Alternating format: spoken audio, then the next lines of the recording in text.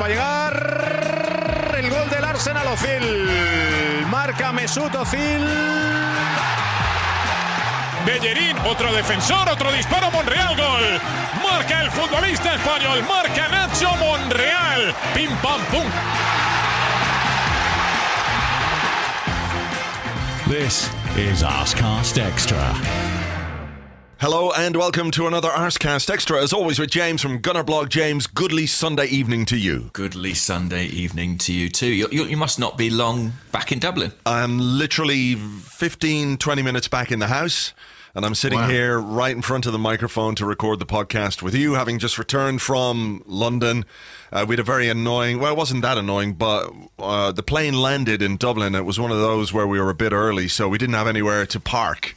You know, they go, oh, there's another plane on the stand, and sure. And then I think there was somebody on the plane who had shit themselves. So that For real? Yeah, it was. There were just wafts of this terrible odor going through the plane as we sat there for about 25 minutes on the tarmac. Then we had to taxi, so it was about 40 minutes from the time we landed to the time we got out of the plane, which is about the same as just a little bit less than the flight from London to Dublin. But hey, what can you do? Small complaint. It was a good weekend, a really good game of football to be at, and I think there's lots for us to talk positively about this evening. Yes, and I must say, I mean, I have a modicum of sympathy with whoever that unfortunate person was on that aeroplane. I mean, presumably the seatbelt sign was on this whole time, so he was kind of trapped, you know? Yeah, it's a horrible position to be in. There, but for the grace of God, go we all. Yeah, well, it sounds like the voice of experience there, James. I'm not going to ask you to expand on that. I can't comment on that. I can't possibly comment. So, was this am I right in thinking this was your first Emirates Stadium experience since the new manager was appointed? Yeah, my first game to see Unai Emery's team. First time I've been over this season, so it was nice. You know, I've there's always a different view, isn't there, when you go to a game? You view things differently, or you come away with perhaps a different point of view or a different perspective. And I think that was really marked for me yesterday, because there were things that I thought in the immediate aftermath of the game that when I reviewed today and when I watched some things again today, and I watched Match of the Day, I haven't watched the whole game again, but I've watched Match of the Day and seen certain things. There are certain opinions that I had yesterday that I don't have now, on the basis of having seen new things and read, stats and all that kind of stuff, which is interesting. You know, and I was trying to do player ratings yesterday on the phone in the pub afterwards. It was a bit tricky and fiddly. And, I hold my hands up and say I don't think I got some of them right. I think Alex Iwobi was better than I thought, even though I thought he was good. He was much better than I thought he was when he came on. I think Mesut Ozil was better than I thought he was. Overall, I thought he had a really good performance. Lacazette, I think, even though he didn't have the greatest game in front of goal, apart from the goal that he scored, he was better than I thought. He worked so hard throughout the game. That was really evident.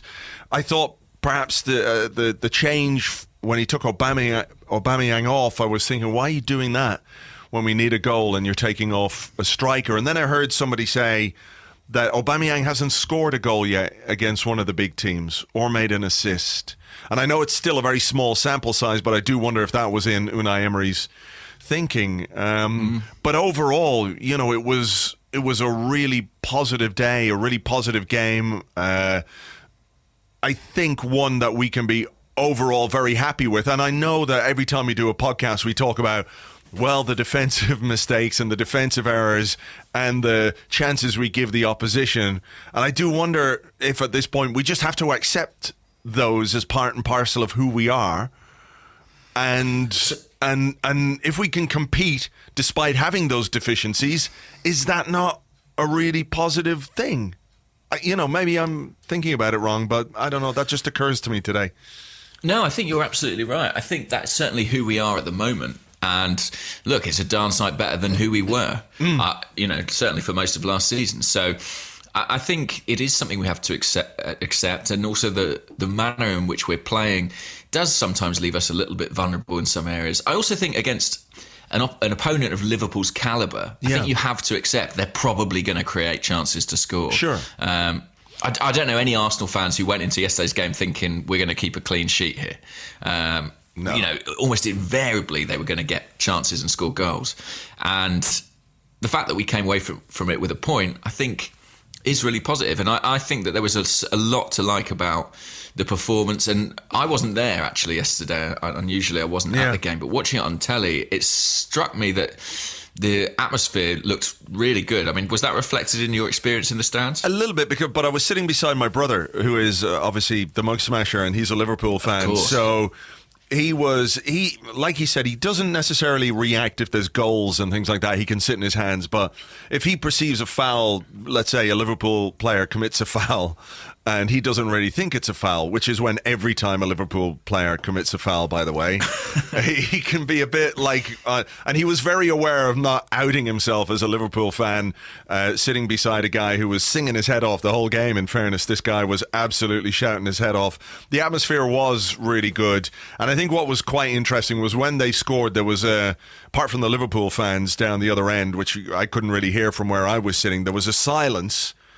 came over the Emirates after they scored, and it lasted a couple of seconds, and then all of a sudden there was a kind of crescendo of noise to urge the team on and to urge them to react and to get behind them to get a goal that I think we all knew that we had in us on the day, because we'd played some really good stuff, you know.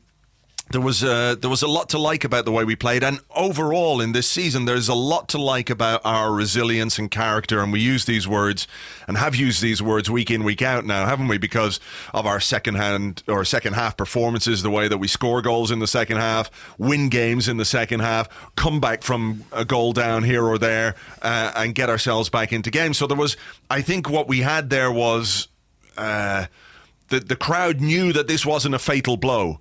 You know, it was disappointing. It was not a great time to concede. It's always a blow when you let a goal in, because I was thinking 0-0, you know, we could maybe sneak it here with a goal.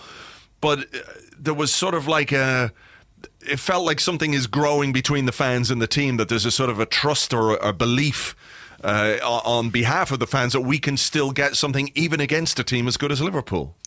I think it's exactly that. And when you said, you know, there was that silence and then that kind of roar from the crowd, I mean, the hairs on the back of my neck stood up, because that's what you want at home, isn't it? That feeling of, you know, when something goes against you.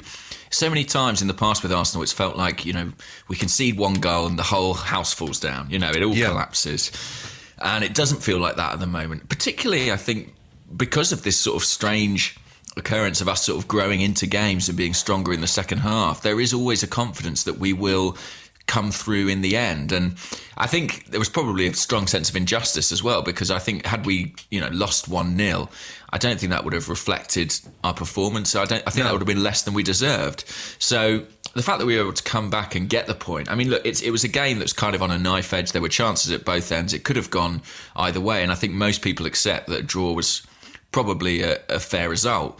But our performance and the manner in which we sort of went toe-to-toe with Liverpool and competed with them, I think is what's really giving people encouragement. Yeah, I mean, I think that's the thing that we needed to see next under Unai Emery was the ability to get results against the big teams. Now, in fairness, over the last number of seasons, our results against the big teams at home have been pretty good. So this was the next step. The next step is doing it away from home, which is probably Old Trafford is our next big away test.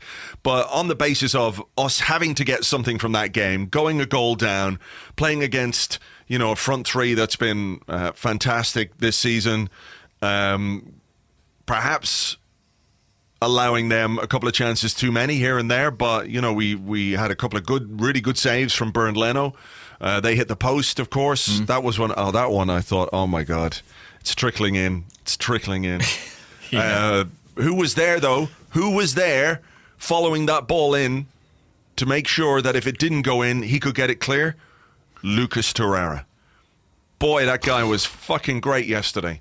He was, I tell you what, there were two partnerships yesterday that I thought were really great. Torreira and Xhaka, both of them absolutely superb in midfield. And Holding, and to a slightly lesser extent Mustafi, because I think he was a little bit caught on his heels for one of the Liverpool chances. But overall, that was as decent a performance from Mustafi as we've seen in a long time. But I'm liking what I'm seeing from Rob Holding at centre-half. I like the fact that Torreira and Xhaka are becoming a bit of a partnership. It really does feel like they balance each other really well, doesn't it? Yeah, they do. They seem to kind of cancel out the flaws in each other's games, particularly for Xhaka. You know, we've looked at him and seen he needed a more mobile partner, someone who is a bit more defensively switched on. And Torreira provides that. They're a perfect pivot in some ways. And I think in this game, I realised quite how much we'd miss Xhaka when he'd been deployed out at left back. You know, that we spoke about that after the Palace game, not really having someone who could control the midfield. And I thought he was outstanding against Liverpool. I thought he and Torreira were the best two players in our team. And, you know, it's just great to see that chemistry between them. It's such a difficult thing to get the right balance in central midfield. And it's not always as you would predict. You know, we thought Xhaka and Ramsey might be the answer. We never thought that Cazorla and Coquelin would be the answer. But it seems we might have struck a bit of gold here with this Torreira-Xhaka pairing because they dovetail so well. And I thought, you know, against a really strong Liverpool midfield who've been doing really well this season, I thought they actually dominated that part of the pitch. Yeah, I think Xhaka defensively was really good as well. There was that moment, wasn't there, where he got back and made a brilliant tackle on Salah. Brilliant tackle, yeah. Well, I mean, I tell you what, I did watch that passage of play, and I know he's only just back from injury, but Sead Kolasinac did not do himself any favours whatsoever there, because when the ball broke down, he did not really make any effort to get back.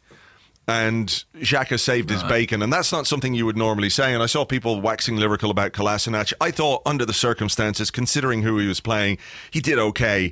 But there were moments where I thought, oh man, this guy, I just don't know what to make of him. I do not know what to make of him. He's great going forward. In the last few minutes even, or in the last, before he was taken off, he got forward a couple of times, some good crosses.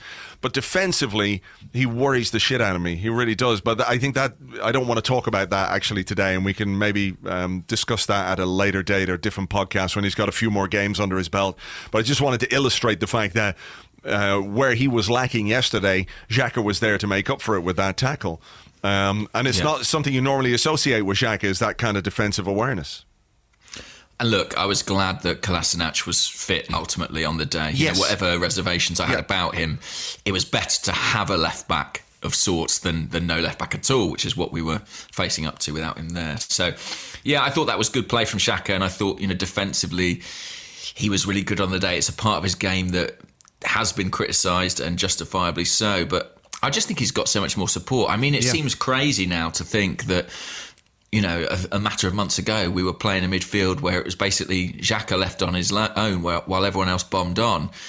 You know, it seems ludicrous. You know, we wouldn't dare do that now. And I thought, you know, you mentioned those two partnerships, Xhaka and Torreira and Mustafi and Holding. I thought that quartet really were very decent against really one of the most best attacks in Europe. I thought they stayed close together at times. I thought the midfield protected the centre-halves. I thought there was a coherence and a unity about the way they played as a four that was really encouraging. Yeah, I think there's a lot to like about what's going on with Rob Holding as well. You know, this is a guy who's not maybe getting any of the plaudits, and I think that might be a good thing. I think it might be a healthy thing. But he's really growing in stature and confidence. You can see it. You can see it in the way that he plays. He's just quietly going about his job and doing what he's supposed to be doing. And it's very, very encouraging. So we'll leave it there because I don't want to start a hype machine or anything like that. But let's quickly just touch on Holding for England. Holding for president. Just in terms of the team selection, obviously good to have the fullbacks back. Midfield, I think we knew what was going to happen. Were you surprised at the presence of Mkhitaryan in the team? I actually was a little bit surprised, just because Alex Iwobi's been in really good form. I thought, you know, that he didn't play in the week, did he? So I thought he'd be in at the weekend, but it made a certain degree of sense. Mkhitaryan and Bellerin has been a pretty productive partnership down the right-hand side, and it wasn't a balanced front four, was it, against Palace? It didn't work particularly well on that occasion, so you could see Emery's thinking there. Yeah, I kind of called it, I think, before the game, saying I thought he might bring in Mkhitaryan there. I can understand why he did it. I don't think it was a game where Mkhitaryan really enhanced his reputation in any way. Should have scored, I think, in the first half. He should have scored that header when Alisson came out. But overall, I don't know what I'm talking about now. Mkhitaryan. Sorry, that's he's a jet curious lag. player. It's jet lag. Yeah, it's the time difference. It's difficult for you to negotiate. I've been thinking about Mkhitaryan this week because I suppose in the light of the kind of Aaron Ramsey fallout and his contractual situation, I'm kind of reminded. I don't know, of course, exactly what Emre Mkhitaryan's earning, but it's a lot, isn't it? I mean, he is one of the squad's top earners, yes. And yet he's not really somebody who could be said to be commanding a regular place, or certainly not an automatic pick at any rate. And it's an interesting one because he is a significant outlay in terms of salary. But I do think there are question marks over exactly how he fits in and whether he does fit in for Emery. It keeps going back and forth. I keep thinking he's going to be out of the team and then he's back in. He's having a very in and out season. I think the thing is, though, it's to do with the fact that if we play Aubameyang and Lacazette, Aubameyang has to play on the left, which is where you would normally play Iwobi. But Iwobi doesn't seem to be able to do it on the right, as we discussed on the show last week, whereas Mkhitaryan is a kind of better fit for the right-hand side naturally than Iwobi. So he kind of gets in there by default on the basis that he is the best option that we have there right now, rather than necessarily him being the kind of player who is demanding a place in the first team with the performances that he's putting in. So yeah, I think I did look at the stats for the game, and I think he put in 4 crosses, which I think was the most of any Arsenal player, and a couple of them were pretty decent, although they didn't really find their targets. He does have decent delivery from that right hand side. He's just a player who I'm convinced he sort of, he impresses in moments, but he does struggle to impose himself consistently over 90 minutes. Yeah. I want to go back to the midfield too, because I think that's where Liverpool, if they were really going to get on top of us, needed control of the midfield area, and they never had it. Fabinho, the Mug Smasher, was reading the Anfield Wrap this morning, their review of the game, and they were pretty scathing about Fabinho in there. I don't think he was that great, but I think it's more to do with how good Xhaka and Torreira were, that they had the control, which gave us the platform to get back into the game once we'd gone behind. But I think overall there's a work ethic there with Unai Emery's team. I don't know if you saw these stats going around. It's on Sky Sports. So in terms of total distance covered in yesterday's game, we did 117.34 kilometres to Liverpool's 115.94, and we had 148 sprints to Liverpool's 126 sprints. So when Emery talks about hard work, and when he talks about demanding a lot from the players in terms of effort on the pitch, and that's the one thing that he said at the very start, isn't it? The one thing I promise you is that this team will work hard. We are working hard, and I think those numbers are reflective across the season in terms of how far we're running, how many sprints we're making. The physical statistics of this Arsenal team are markedly different from the physical statistics from Arsenal of last season. Yes, and actually, to be fair to the performance team and Darren Burgess, those numbers were up last season on the season before. So I think, he and his staff are probably due a certain degree of credit here, plenty of credit, in fact, for the intensity with which this team is playing. But I think those numbers against Liverpool, and Jurgen Klopp's Liverpool no less, who you think of as this frenetic, energetic, intense side, the fact that we outran them, outsprinted them, is fantastic. And, it's sort of anathema to some of the passive Arsenal performances we might remember in the past. And Lucas Torreira, I do think exemplifies that. I thought he was fantastic throughout the game. And it's an interesting thing, isn't it? When you sign a player, there's inevitably a thing where the fans kind of project their ideal onto the player. They imagine him to be the solution, the player that we need, the guy who's going to make the midfield function. And then over a period of time, you suddenly realise sort of the gap between what you hoped for and what you have, or at least it's felt like that with a lot of Arsenal signings in the past.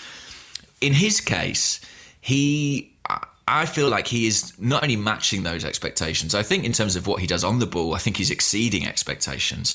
I think his passing is really something that people don't talk about enough. I think he's really intelligent. And yesterday there were times when he was breaking forward. He almost scored at one point. Yeah. I just thought it was a complete midfield performance with him. And I feel, this summer's transfer business does look to be pretty positive. But I think he alone is just a fantastic what's the word, credit, I suppose, to what we've done in the window. Well, I think the word you used is he exemplifies the hard work or the demands of Unai Emery, and there was a bit late on in the game which maybe you wouldn't have seen if you weren't there. Do you ever get when you play football, do you ever get a blister, or do you ever get like slight cramps in your legs, or whatever? And by the end of the game you're running on your you try and tread as lightly as you can, so each step that you run, you try and skim the ground as much as possible so you don't aggravate. Exactly. So there was a bit late on where he was providing cover to the right back position. I can't remember if Liverpool were coming down the left or not, but he scampered over there and, he looked like he was absolutely dead on his feet. He was in pain. He was hurting. He'd run himself into the ground, but he was still getting over there to do the job that he knew he had to do. And there was a break in play, and I think he went down and got a little bit of treatment. It was just like, I think he just needed a rest. But it's that character and that willingness to do that job, even when you're absolutely knackered, that makes a difference. Because if you see another teammate of yours doing it, you'd be a fucking cunt if you don't do it yourself. Nobody wants to be the fucking cunt, right? When it comes to that kind of thing. Whereas I don't think we've always been the kind of team that's put in the sort of effort that's required for 90 minutes.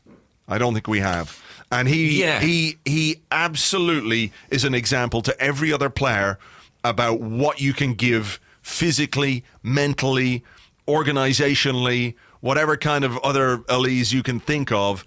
He just gives it everything for all the time that he's on the pitch, and it's fantastic. Yeah, and he's out there winning headers against guys a foot taller than him, and competing for everything. I mean, I love the hunger with which he plays the game, chasing things down, sliding into tackles. There's one brilliant passage of play that I've seen I think someone's made it into a GIF and it's floating around the internet. I think he dispossesses...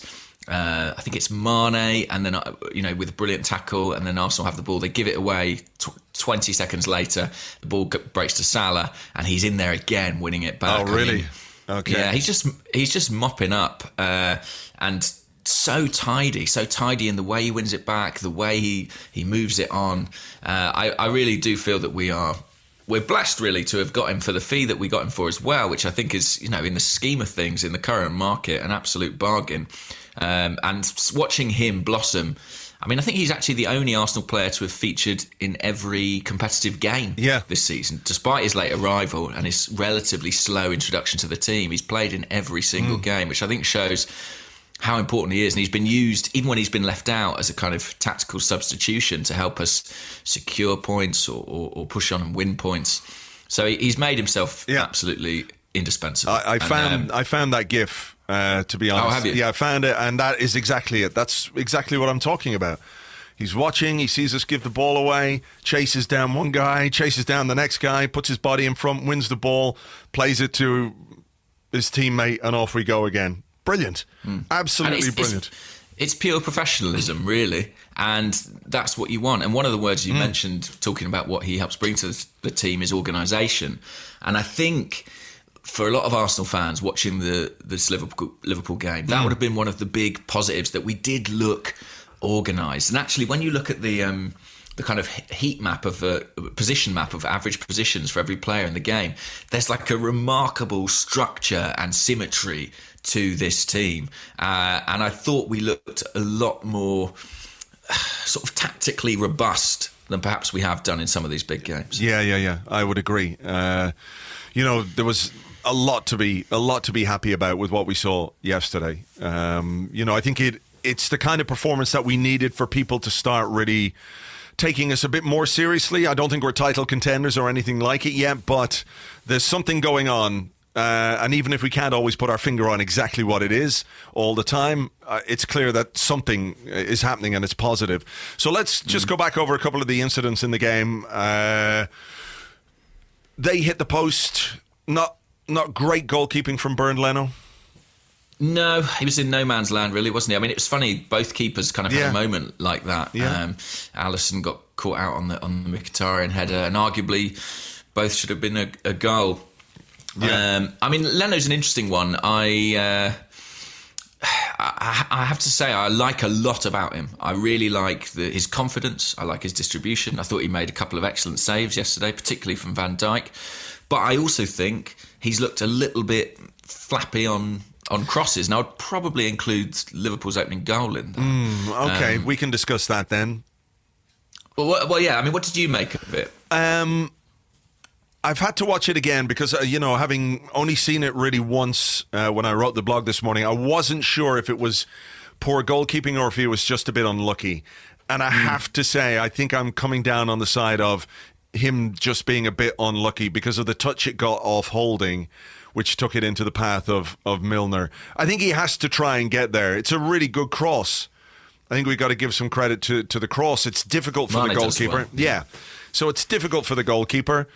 He has to make a decision as to whether or not he stays or goes. He went for it. He got fingertips on it. It deflected off Holding into the path of Milner. I knew the minute Milner was coming onto it, he was going to score as well. But yeah, I had that feeling about it. I agree with you in general about some of the crosses and the way that he can look a bit suspect under the high ball, particularly under or from a good set piece delivery. I think he can be a little bit unassuring, but he's very assured in certain other situations. He is. I mean, there was great. There was a really a moment in the game where the crowd were getting quite anxious about us passing the ball out from the back, and it kept going back to the goalkeeper, and eventually we passed it out, and everyone was like, "Ah, hurrah, well done." But you feel very confident of Leno's part in that build-up, in the way that we play, or the way we try and play the ball out from the back. Very confident with that. I'm not so confident when he is put under pressure from set pieces and crosses. I think there is perhaps a little bit of a weakness there, but I wouldn't put yesterday's goal down to that. That's fair enough. I think people are quite divided on it. A lot of people have told me that I'm wrong, certainly on the internet, as they're always keen to do. I just feel that having got there, I feel like he could have made a better contact than he did. I think if he goes with a proper punch, does he get more clearance on it? And ultimately, he is unlucky that it deflects off Holding, but he knows Holding's there. Do you know what I mean? So It's like, if that was a striker, you wouldn't push it towards them, so don't push it towards a centre-half who can't do much about it either. Yeah.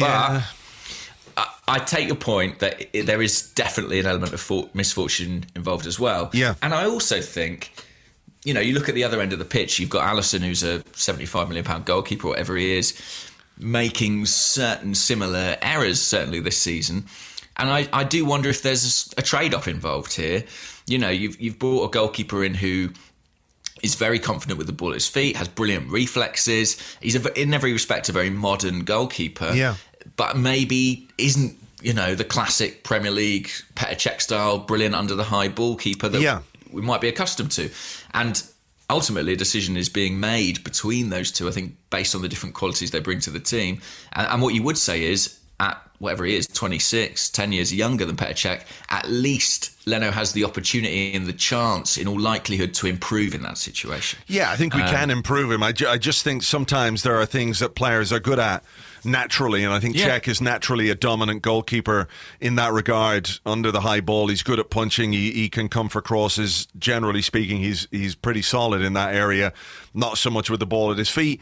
I think we could probably teach Leno to be a bit better, but I don't think it's going to be his area of natural strength.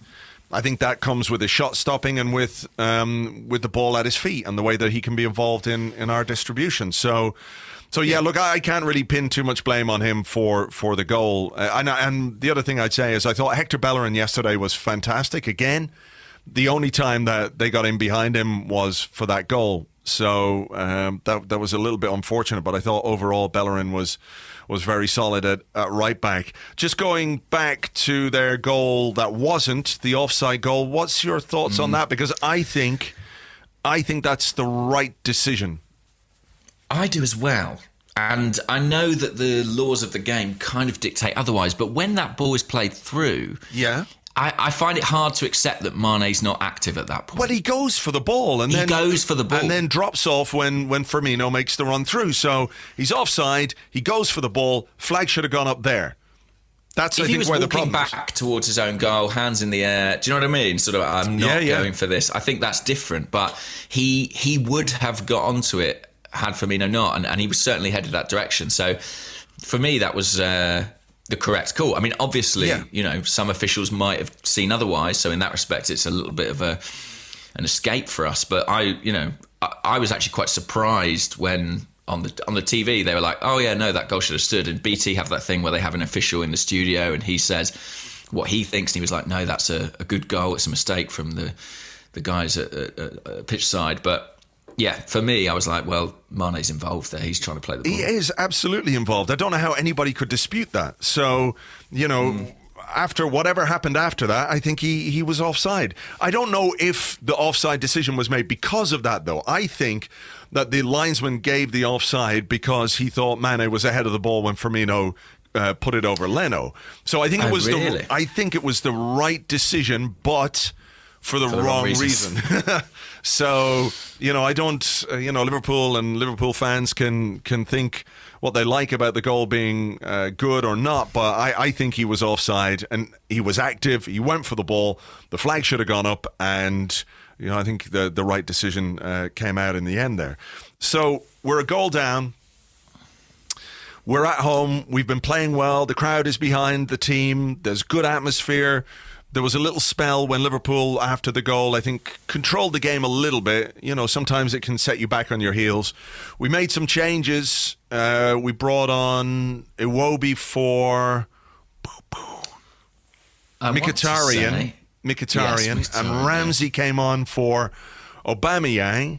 And I have to say, I was a little bit like, we need a goal, and we're bringing on, and Ramsey is a player who could get you a goal, no question, but you're taking off a really good striker. Somebody had to be sacrificed. I thought he might actually put Ramsey on for Kolasinac, move Xhaka back to left back. That's what I was anticipating too. And play Ramsey and Torreira in midfield, keep Aubameyang on the field to give you that goal threat. But he made the decision he made, and ultimately it kind of paid off because Ramsey took a defender with him when we had possession, just moved out of the way and brought, I think it was Alexander-Arnold, brought him out to the wing a little bit, which gave Iwobi the room to pick a pass. And what a great pass that is from Alex Iwobi to Lacazette. Watching it live in the stadium, I thought, oh no, he's taken a touch too many. But when you look at the replays of that, it's not his first touch. It's his second touch, which is superb. Maybe it's his third touch. I'm going to have to watch it again maybe when I download the game properly. But he takes a touch to take it out of the arms of the goalkeeper, maybe another touch, and then plays it back so he can curl the ball in. But just the weight of that touch to bring it beyond the defender, allowing him the angle to curl the ball in. What a brilliant finish that is from Lacazette. Yeah, because it looks for all the world like he's kind of overdone it, doesn't it? That he's overrun the ball and it's gone. It is his second touch, which kind of, he takes it with his instep and it sort of just sets the ball up brilliantly for him to strike it. And the finish, I mean, he's putting together quite the collection of goals. His YouTube compilation for this year is going to be something else. But I also think as well, the addition of, we mentioned Iwobi coming on and Ramsey, I think we brought Danny Welbeck on too, just before the goal. And it looked like we went to something like two up front. And it just, I think, added sort of a bit of that chaotic element that Welbeck can bring. I think gave Liverpool another problem to think about. And he was also potentially getting onto that pass from Iwobi. But everything Lacazette does is fantastic. I love the goal, love the celebration. And it was definitely no less than we deserved. Unquestionably. I would have felt terrible if we hadn't come out of that game with something. But, I kind of always felt like we could get it. You know, it does feel like we can get things from games and turn things around. And the way we were playing yesterday, it certainly merited one goal. We could have scored another towards the end, couldn't we? Hector Bellerin curling over. It wasn't that far away. It looked far away, actually, at the time. It looked a bit further. Yeah. But when you look at the replays, it's one of those where, you know, if he'd been, I don't know, maybe just a little bit more accurate. That's a ridiculous thing to say. If he'd been more accurate and put it in the top corner, it would have gone in. But it might have gone in. It wasn't going out for a throw. That's what I'm trying to get at here. But I mean, they had a chance, didn't they? After we scored, Mane, he curled one not far over. They got a corner for some reason. I've got no idea why they got a corner either. But I think overall, you can't really argue with 1-1 in that game. They were a good team who played quite well, who threatened us. Should we take a moment, as horrible as it might be, to give some praise to an opposition player? Because I thought Virgil van Dijk was absolutely outstanding. I know his finishing wasn't great. Thankfully, I enjoyed that part, that his finishing wasn't great. But defensively, wow. I wasn't always convinced necessarily when he was at Southampton, but God, I wish we had him in our team. I mean, Arsenal, I think, rather famously weren't massively convinced when he was at Celtic. They were he was reportedly someone they were looking at, and it didn't come to pass. Yeah, well, it's all happened now, but he is brilliant. I mean, he's better than I thought, I think. And, you know, sometimes a player goes up a step, they go into a big team and they just blossom, and he has done that. I think he's probably the best centre-back in the Premier League, and he looks worth all the money Liverpool have paid for him. And they don't concede a lot of goals. I mean, you know, they've got one of the best defences in the Premier League this season in terms of record. So, I thought he was excellent. It'd be very nice, wouldn't it, to think that we might be able to, Sven could find someone like that for us. Yeah. Maybe we've got one.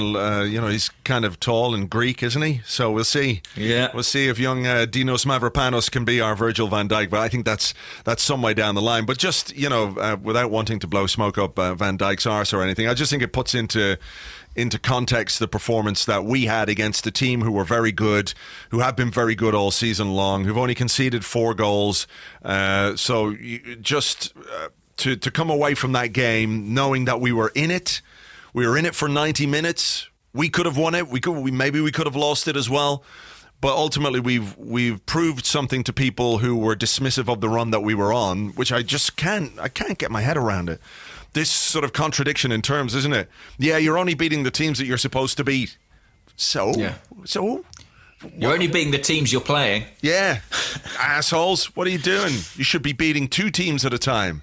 You know, I just. You should be beating the Dutch team from the 70s. Yeah, exactly. It's ludicrous. It's a sensational run that we're on, and I do think as well that it's cumulative, and that this result and this performance against Liverpool probably wouldn't have happened without this run. It's imbued the players and the fans, like you said, with a certain confidence, and it's repairing a lot of relationships. And I just feel like there is a belief, and I know that people sometimes get frustrated when people talk about intangibles in football. You know, it's easy to sort of dismiss things like that as kind of, nonsense. But I do think it's very clear that this team is energised by what's happening to them, and by a new influence, and by something of a clean slate. They seem invigorated by that, and I think the fans are responding to it, and the team are then responding to that. It's really positive, and I'm sure you were struck by it yesterday, being at the stadium for the first time this season. Yeah, that the energy is a lot more positive than it has been.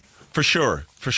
You know, I don't really want to go over old ground, and of course, you know, we all know the reasons why things were a little bit more contentious over the last couple of years. But you know, one of the things Wenger always said was that it's the job of the team to get the crowd up, and the two work together. You know, we can have this circular argument: should the team be, or should the fans be behind the team when they're playing badly, and they need the fans, etc., or you know, do the fans have to perform to get the people in the stadium behind them? There's no answer to it.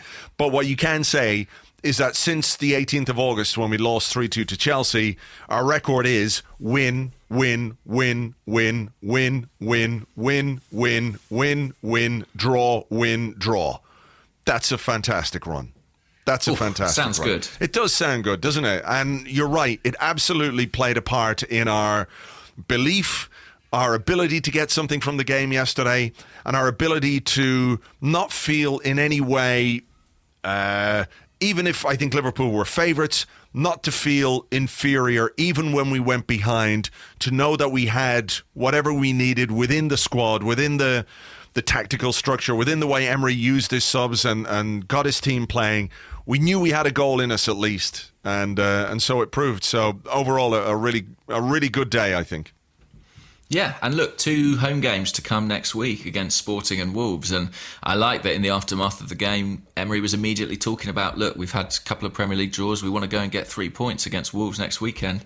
And we've got an opportunity to extend that run. And the longer it keeps going, I think the better it's going to be for confidence for everybody. So this was a landmark fixture in our season. There was a big build up to it. I almost didn't know what the next game was after Liverpool, because I've had this match in my mind for so long, thinking it's all about that. We're getting to that point. Can we prove something on that day?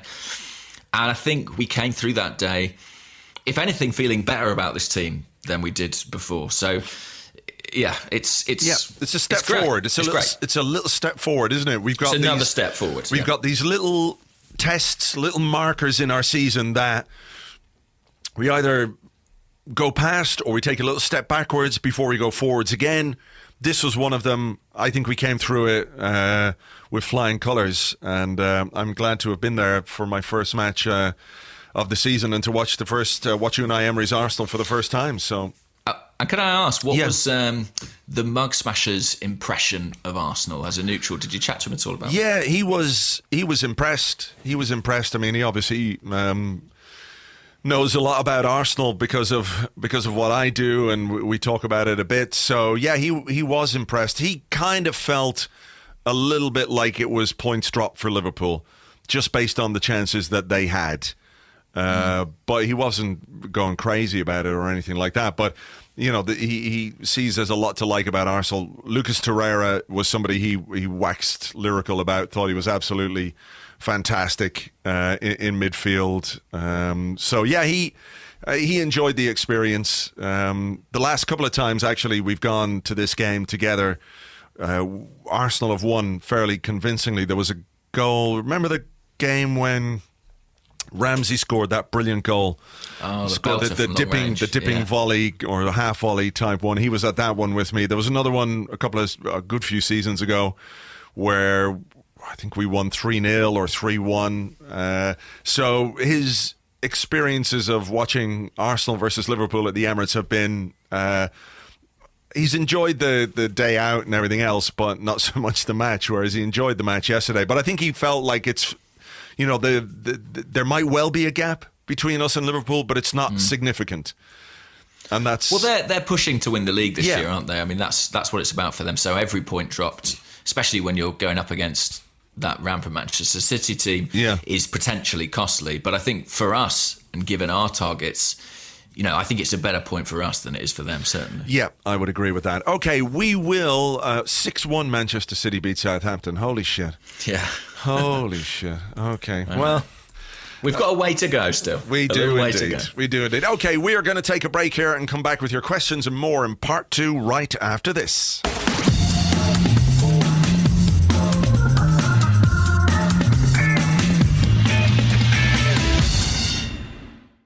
Welcome back to the Arsecast Extra. This is part 2 of the show where we answer questions that you send to us on Twitter at Gunnerblog and at Arseblog, and also on the Arseblog Facebook page, facebook.com/the Arseblog. James, I'm going to give you the honour this week because I'm just back in the door.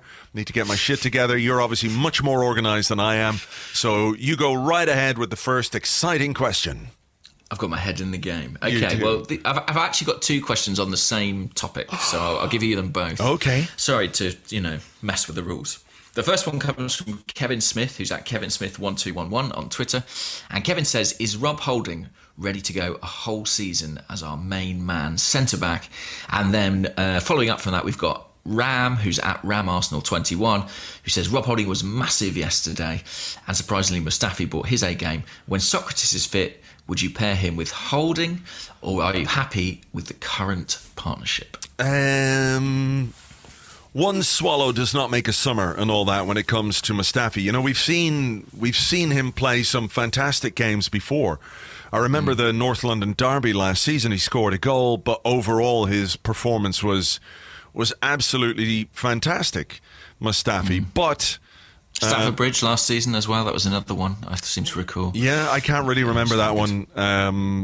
He bullied as Morata well out of the game. I think you could I think that's that. easily done. Yeah. But Socrates, I'd like to see Socrates and Holding get a go together just to see what it's like.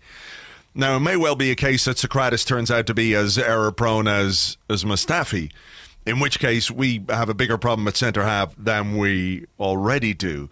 I suppose the other thing to take into account is that Lauren Koscielny is not too far away from a return, so he comes into the equation as well. He comes into the mix. So I wonder if that might play a part in Unai Emery's thinking. That's a bit of a tongue twister. But Holding, I'm delighted with what I've seen from him so far. He's young. He's clearly receptive to the coaching that he's getting because his game is better. He's improving this season. The fact that he's physically able to play the number of games he's able to play is a real positive as well. Maybe there's an element of him being in the team because we don't have any other options. But I don't think, much like Leno when it comes to Petr Cech, I don't think he's done anything to warrant being dropped. And I think when a young player comes into a team and performs and starts to grow in confidence, you can do them some damage if you don't stick with them and you don't show them some trust as a manager. So I'm really pleased that Emery is doing that with Rob Holding. You know, he's not perfect. He's still only 22 or 23 maybe. But he's got the attributes, I think, to be a good centre-half. Whether he's going to be a top-class centre-half, I think it's still too early to say. But he's become more physical. He's certainly physically stronger and more imposing. He's hit the weights. He's bulked up. He's quick. He reads the game well. He made some good clearances yesterday. He made sure he won his battles and won his headers. So I'm pleased with what's happening with him, and I think he deserves to stay in the team. Emery has to make the decision about who partners him, because obviously the Socrates injury thing is a bit of a worry. He came back and played and then hasn't been seen since, so he's still got that ankle problem. But if one defender, or one of our central defenders rather, not just one defender, but if one of our central defenders this season has shown any measure of consistency, it's Holding. I agree, and with the exception of the Blackpool game, I think he started the 8 in a row, with the exception of that match. And the fact that he didn't play in that game is a credit to him and shows how important he's become. He's kind of snuck into the first team and just grown game on game. And I think he's always had talent. If you think back to, was it 2017 when we got to the FA Cup final and he was part of the back three? He played a really vital part in turning that season around, and of course in that cup final was excellent alongside Mertesacker at the heart of that defence. And I think that his talent was obvious then. He went backwards last season, as young players sometimes do. It was a bit of second season syndrome for him at Arsenal, but he's kicked on, and I think his ceiling is high enough that it's worth persisting with him. If rather than, you can go out and buy a young centre-half, you could try and do the Sven Mislintat thing and uncover somebody who's got potential. But when you've got a guy like Rob Holding already in your squad, why not invest that playing time in him? Because he's got so many positive attributes. Go on. Sorry. No. Go ahead. I'll save my question. Well, actually, my question was going to be a question, which is, I know, naughty of me because I've done two already. But J.M. Hannon asked, and it seems relevant to the Rob Holding situation. They just said, has Callum Chambers made a huge mistake in going to Fulham for the season? Or did we make a huge mistake in giving Callum Chambers a new long-term contract in June? Well, yes and no. Because I get it from that point of view, but he just signed one last November, so was there any need to give him a new one in June or whatever it was? You know, I know all about protecting the value of a player, etc. It hasn't worked for him at Fulham, but didn't he have a terrible game the other week, played at right back? I mean, he's played, I think, in 3 positions already. He's played in a back 4, back 3. He's played at right back, and he has been really poor. Well, let's put that in the context of Fulham being, of course, the worst defensive team in the league. They've let in 28 goals this season. And we know he's not a right back as well. We know he's not a right back, and if you're signing him, you should know he's not a right back or a right wing back. And to his credit, he played quite well towards the end of last season. You know, when he came on in the Europa League semi-final for Koscielny, he did very well. I thought he was making progress. It's why I didn't necessarily understand the decision to send him out. I'm not sure his performances for Fulham justify that when we've got 2 fit centre halves right at this moment in time. I always felt like keeping the squad depth might be more important, and maybe Chambers could be making some progress, like Holding, if he'd stayed and if he'd been playing more regularly, you know, with the same kind of coaching and the hard work and everything else. But beside the point, I think what's interesting to me is if you were to pick 3 players this season who have definitely made progress, it would be Holding, Iwobi, Bellerin, all of whom are around the same age, 22, 23 years of age. And I think that's really interesting and really positive, that these young players are responding to what's going on under Unai Emery. Xhaka is better than he was because he's got the right kind of a partner. He's got, you know, at least somebody who acknowledges that there are some flaws to his game and sets up his team to try and offset them to a certain extent. You know, whereas Arsene Wenger must have seen that there were problems with Granit Xhaka's game, but played him in a system which left him exposed over and over again. That's not to deny that Xhaka was in some ways culpable for some of the performances and the mistakes and the unforced errors, etc., but, you know, confidence is something Wenger always talked about. You try and give your players as much confidence as possible, and that's knowing what you're doing in a team, knowing what you're supposed to do, knowing where you're supposed to be, knowing as well that you've got support from teammates, so that if you do something, okay, maybe that was risky, but I know Lucas Torreira now has my back. You know, I think we're seeing these players make progress under Emery, and I think that's a very interesting part of the first 3 months of this season. 3 players that got a lot of stick. Holding not so much, in fairness. But Iwobi and Bellerin got a lot of stick from our fans over the last 12 months. And Holding had his dark moments too. I mean, I think he played, what was the Europa League game where we lost the home leg against Red Star Belgrade team? Ostersund. You know the one I mean. FK Ostersund. Exactly. I think he was one of the centre-halves in that game, and I remember reading a lot of criticism afterwards. He had his dark moments. And, you know, to an extent, we saw a generation of Arsenal talent kind of plateau, the generation above. I'm thinking of the likes of Jack Wilshere, Kieran Gibbs, Bellerin, Iwobi, Holding. These guys are still young enough that it's sort of not too late for them to really kick on. And they have been doing that. And I thought your point on Iwobi's impact as a sub yesterday was a really good one. I mean, he is such a different player to the one that we saw last season. And on the subject of Holding, I'm just really happy to see him making these strides in the team, because look, if centre half is a problem, at least we're not just sticking with a tried and tested formula that we know doesn't work. We are trying something different, and it's not been perfect, but it does feel like at least we're trying to make it work. Okay, we have a question here. Oh my goodness, I'm going to try and find it again. 1 second. We've got one on Facebook and one on Twitter. Boom.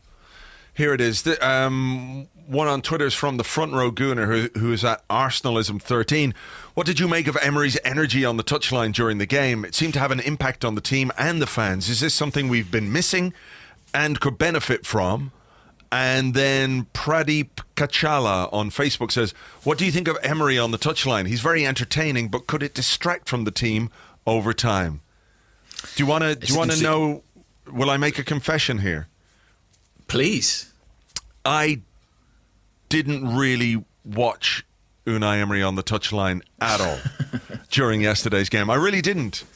I was just watching the players and the team and the structure and the way we were set up and everything else. I mean, I did see him from time to time, but I didn't really pay a huge amount of attention to him. I mean, I can see, during games, you can see he's very animated. You see replays and he's, he doesn't he do something with his assistant where Juan Carlos Carcedo, he's the one who calls the shots for the set pieces.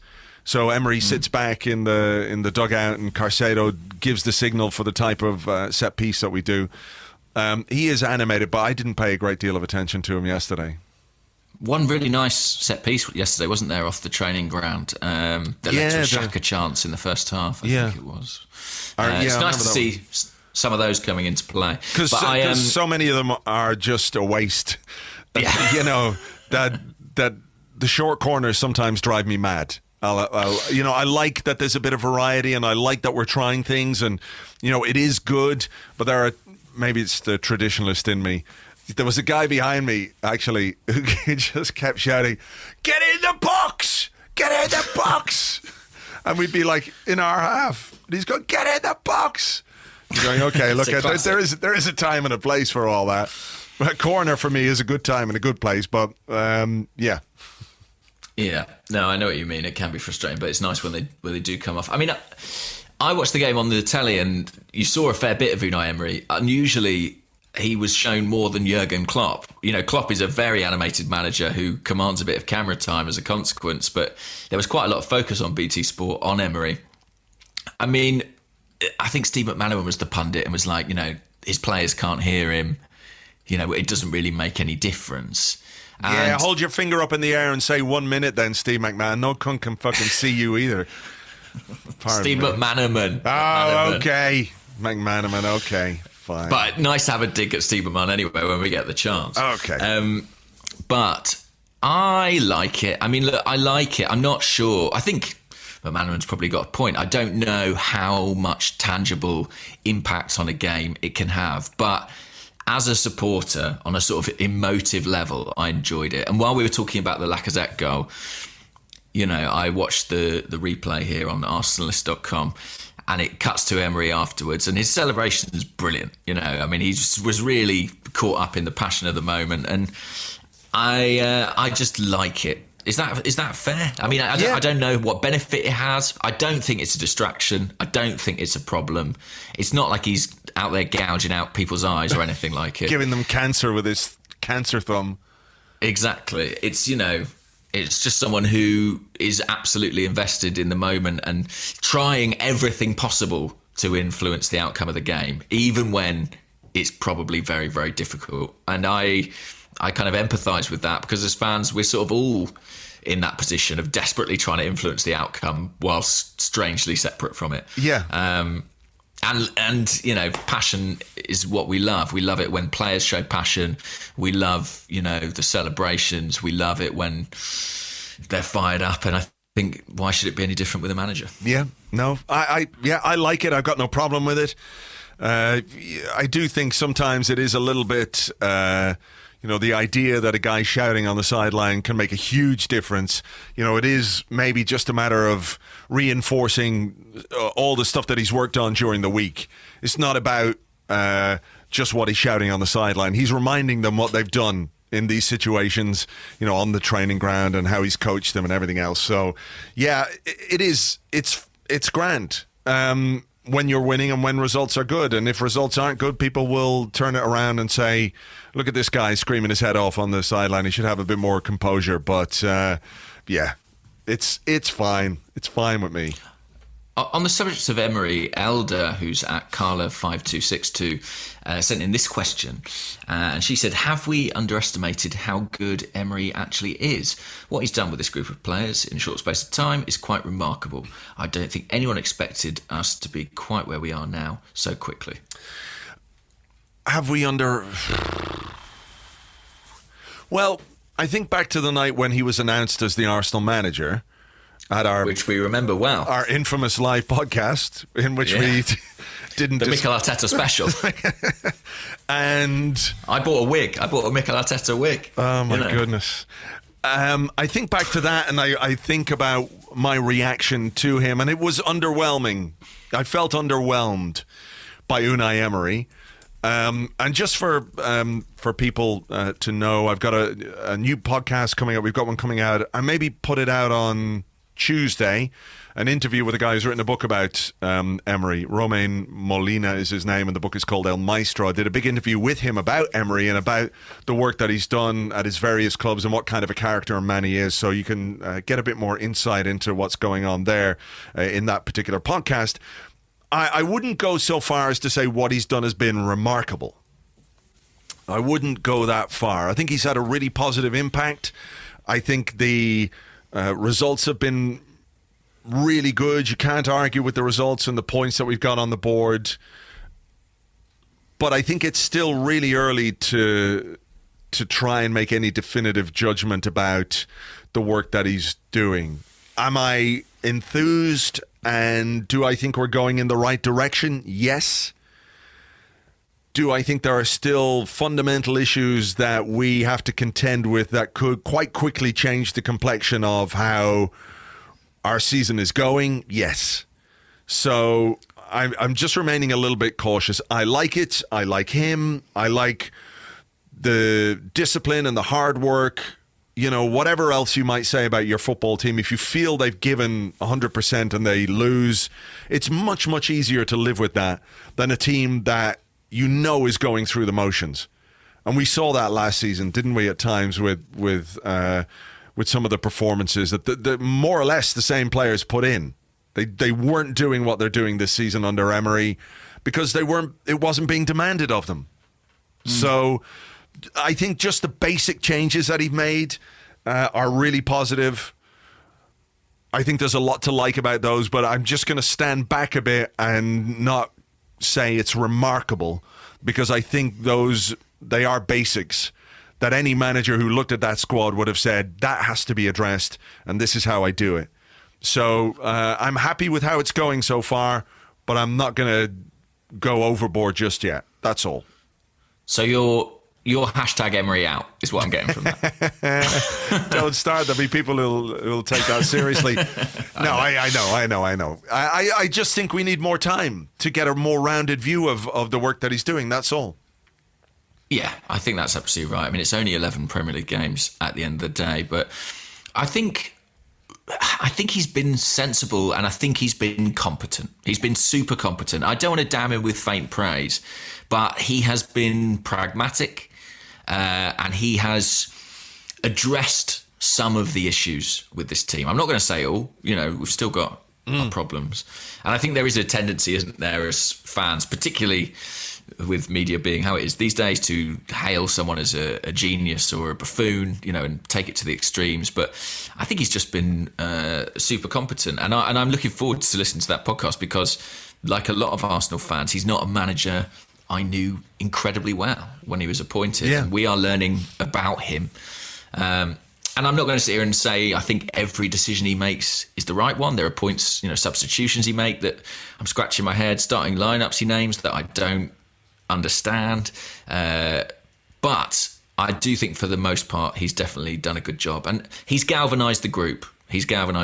And I think that was, in some ways, maybe the hardest thing to do. You know, it's easy to come in and say, oh, I'm going to play a back four, or we're going to press, or we're going to play on the counter-attack. But to take a group of players who looked pretty dejected at the back end of last season and breathe life into them, because it is largely the same group of players, I think it was a bigger task than maybe some of us thought. And I think he has done that element of it, which shows some real man management skills, which for a guy who's coming into a country where he's never worked with a language he doesn't really speak, I think is pretty decent going. Yeah, sure is. Okay, your question? My question, it's actually your question, but I will do a question if you No, like. I just asked a question about Emery, didn't I?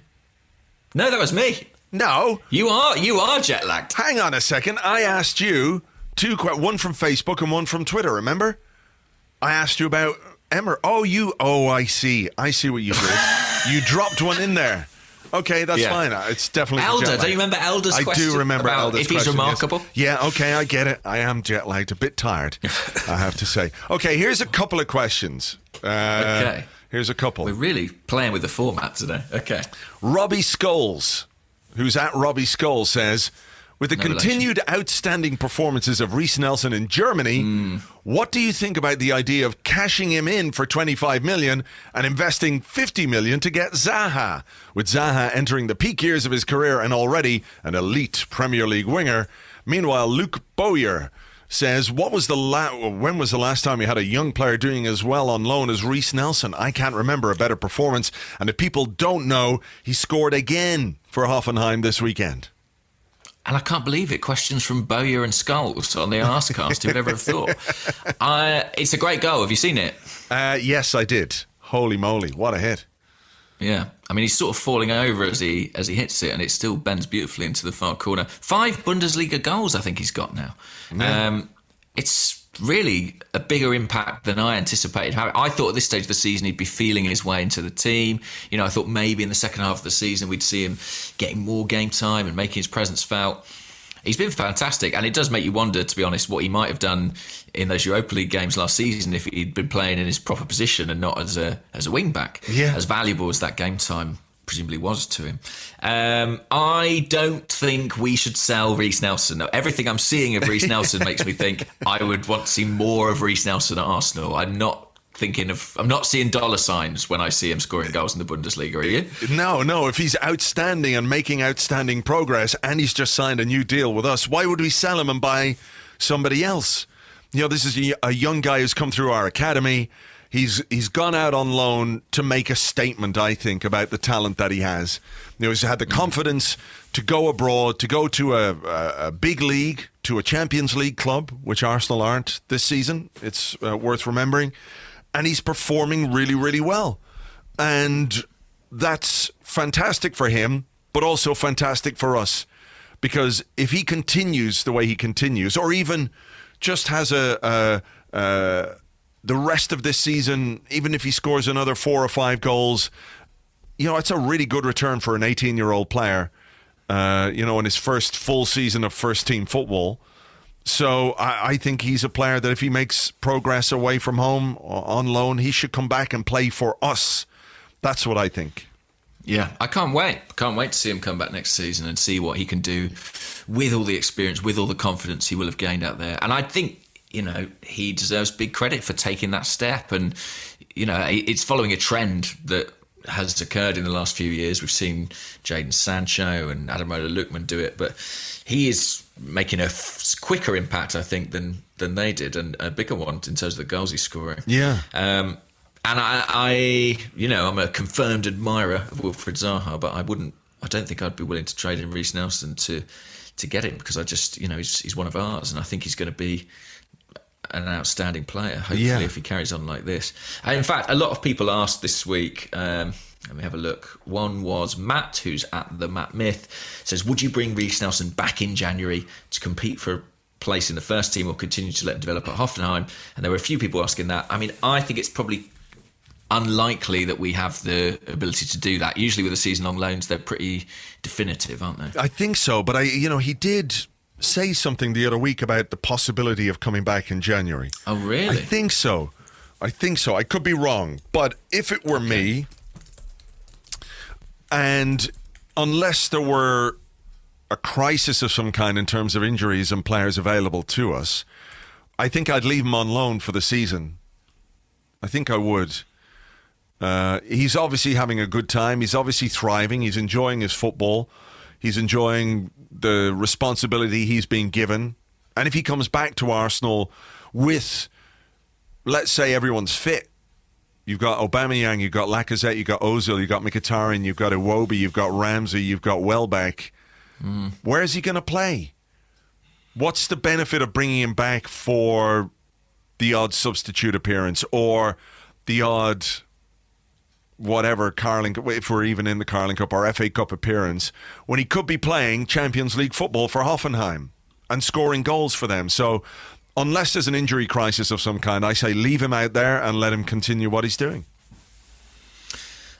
Inclined to agree. Let's have this question. I suppose this is after Granit Xhaka and Alex Iwobi's spells there. And Wida Prasa, who's at WEW_AFC, says, do you think fullback is the easiest position in football? It seems like every player could play there. He out of his mind. What was his name again? I think his name's Wida Prasa, and apologies if I'm mangling that. Okay. I'm not even going to attempt to mangle it, but you, sir, you're wrong. No way is it the easiest position to play in football. It is one of the most difficult positions to play in football, physically. I remember very late in my in my Sunday league career, and I'm a centre half, as you know, being asked to play at right back one day, and it's just fucking mind-bogglingly demanding from a physical point of view. You know, you're there, you're on the right wing, you've got to get up and support, and then all of a sudden you get a throw. We've got a throw in right deep in their half by their corner flag. Okay, I'm on my way. I got to get up there. Hang on, guys. I'm coming. Just wait. I'm there now. Okay, take the throw in, and the ball goes fucking back down the other end, and everyone's going, where's the fucking right back? And you're going, I'm trying. I'm doing my best to get back. It's really, really difficult to play fullback, and especially in the modern game, where you've got to have the energy to cope with not only a really quick, tricky, fast, physical opponent who's playing out there as a forward, but when you look at the fullbacks in football as well, they get forward so well. They cause you problems too. I think your man who plays left back for Liverpool is really good. What's his name? Robertson? Oh, Robertson. He is. I was very impressed with him in the game on Saturday yesterday. So, no, not everybody can play at fullback. Callum Chambers can't play at fullback. Johan Djourou was having a fantastic spell at centre half for Arsenal, where people thought, well, he could be the guy to anchor the defence. And then he had to play a while at right back.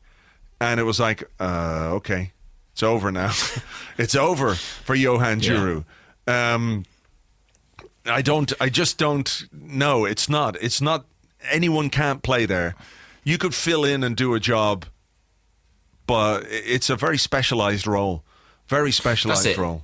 And I think Xhaka, when he played there, he didn't play as a modern fullback plays. It wasn't like he was marauding down the touchline. He played in a conservative manner to protect himself. And with a guy like Torreira or Guendouzi, whoever it was in front of him who knew they had to provide some cover. And similarly, Iwobi, you sort of slotted in there towards the end of the game last night. But that's a very different thing where you're chasing a game. Yeah. And there's, to a certain extent, it's sort of caution to the wind at that point. That's what it was, yeah. Yeah, we've seen Oxlade-Chamberlain, we've seen Ramsey, we've seen players fill in a fullback in that situation. Walcott even filled in a right back a few times. Can I ask you a question? Because something has passed me by here. I saw people on Twitter talking about Danny Welbeck playing at left back. And they're saying, well, Danny Welbeck apparently has been playing left back in training and stuff. What? Why do people want to play Danny Welbeck at left? My voice is going now because I was a little bit shouty at the football yesterday. But what? Is anyone thinking playing Danny Welbeck at fullback? What's going on? I know.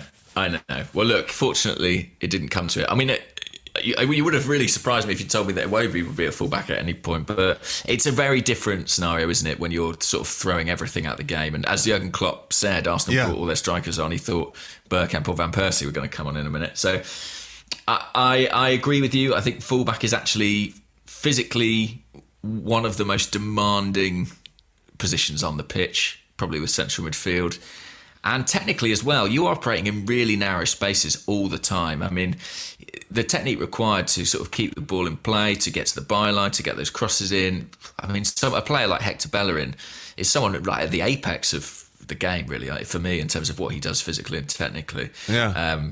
And when you look at the best teams in Europe, so often it is about their fullbacks. Look at Man City, Kyle Walker and Mendy on the other side. Think back to the Barcelona team. Dani Alves. Alves. Jesus. It's such a crucial role. Yeah, Yeah, if you can Go on. Yeah.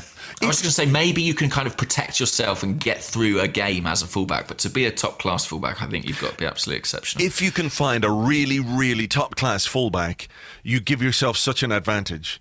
Because I think there's if you can play the role, you can play the role well, fine. And you can do whatever. But if you've got something a bit extra, you can add something to your team.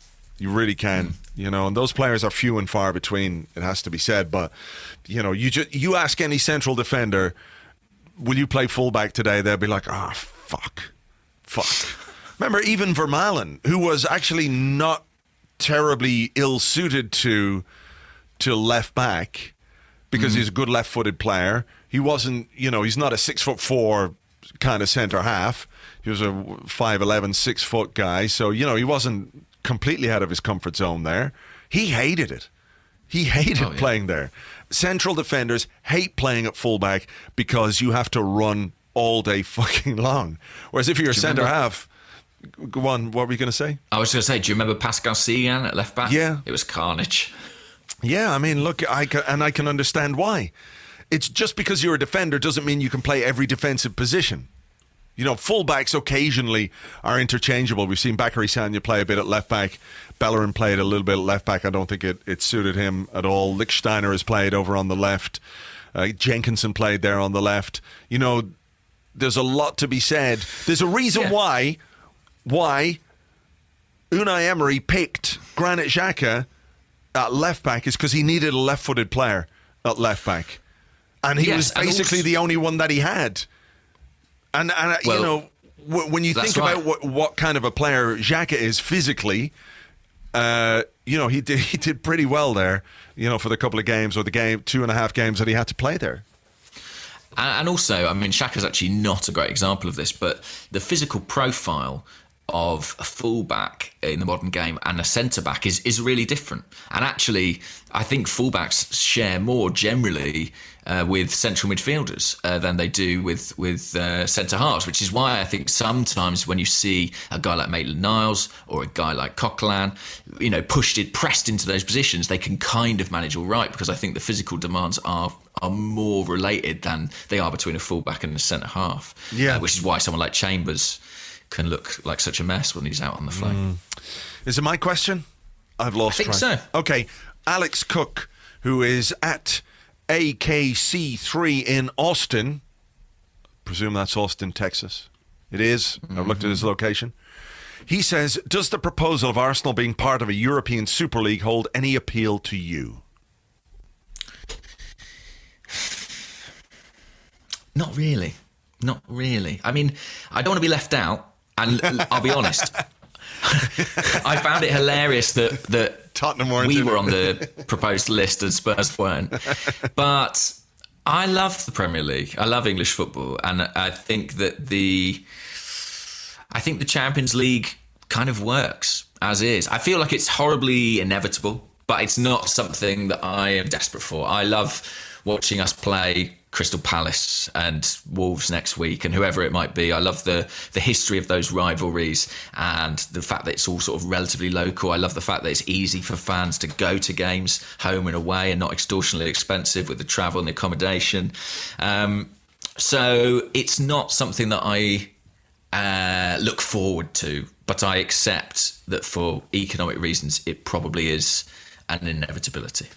How about you? Oh, I think it's just born out of greed and avarice and people wanting to protect the investments that they've made in football clubs, rather than it being in any way good for football, good for footballers, good for football fans.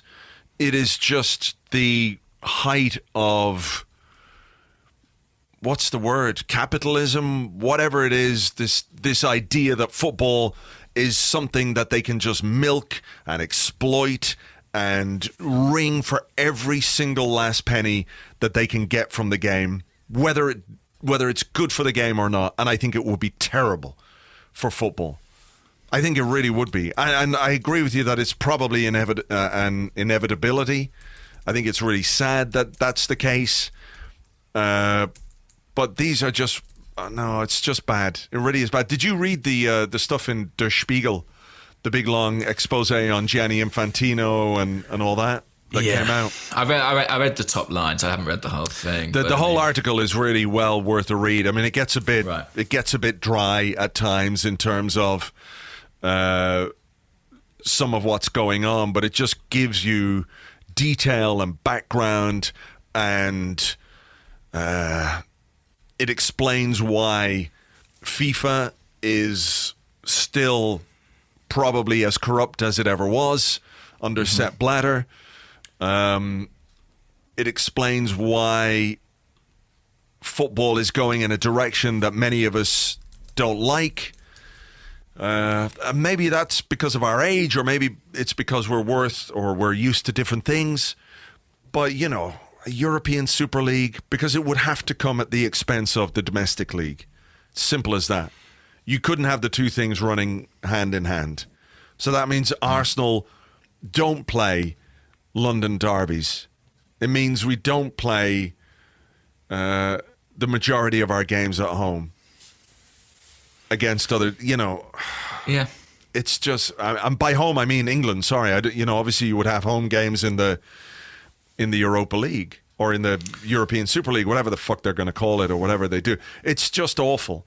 It's awful. I can't express. I'm too tired and I'm too jet lagged after that really long sit on the tarmac to really express how opposed I am to it. But it's something they've been trying to push football towards for a long, long time. Decades now. And Decades. I do wonder if it's something that I spoke to Rory Smith on the podcast the other week about, how fans do have power. Fans do have the power to change things. But because of the tribalism that's involved in football, we don't always come together as football fans because we're so divided as Arsenal fans or Liverpool fans or United fans or Chelsea fans or whatever. And I understand that.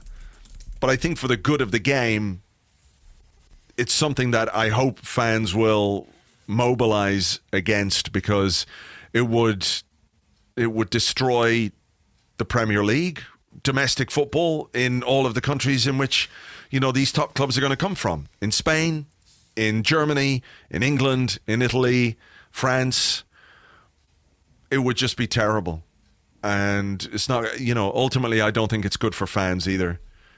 Atmospheres, it's one thing if you've got to go to an away game and it's in Selhurst Park or Craven Cottage or wherever it might be, you can get there. But, if you've got to book flights, you've got to book hotels, how does that impact on the atmosphere and everything else?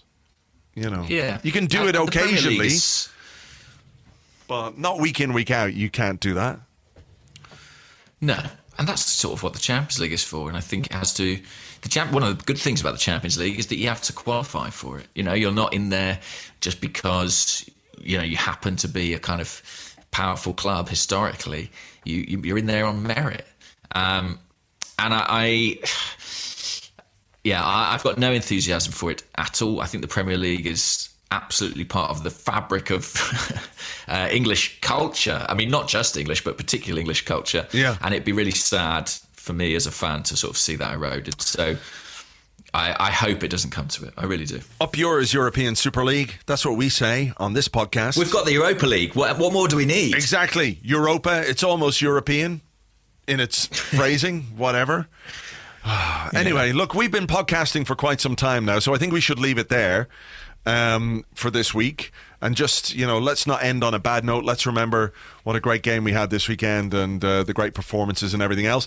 If you would like to give us a rating or review on iTunes, please feel free to do that. It's not mandatory. We don't hold it against you if you don't. But if you felt like doing that, that would be great. We'd really appreciate it. What else? Nothing else, just at this moment. Oh, other than we could do a little teaser here, couldn't we? Oh, yeah. Could do a little teaser because we are planning...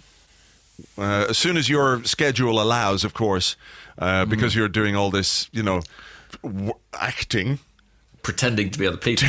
Other people. When things have returned to normal and we're recording this on Monday mornings and life is all goodly again. Exactly. We are going to start a brand new series for Patreon members. A brand new series of probably short little podcasts, but they should be very entertaining. So they're coming soon, probably towards the end of this month. We'll get a few in the can and get those out there. So if you want to become an Arseblog member on Patreon, you can do that. Patreon.com/Arseblog. So keep an eye out for that. We will have the other podcast with Romain Molina coming up on Tuesday as well. And this week we play, it's Thursday night, isn't it? Thursday night, Sporting yep. in the Europa League. So we'll have a podcast at some point on Friday morning. Hopefully we'll get that for you. But for now, thank you as ever for listening, and we'll catch you on the next one. Bye-bye.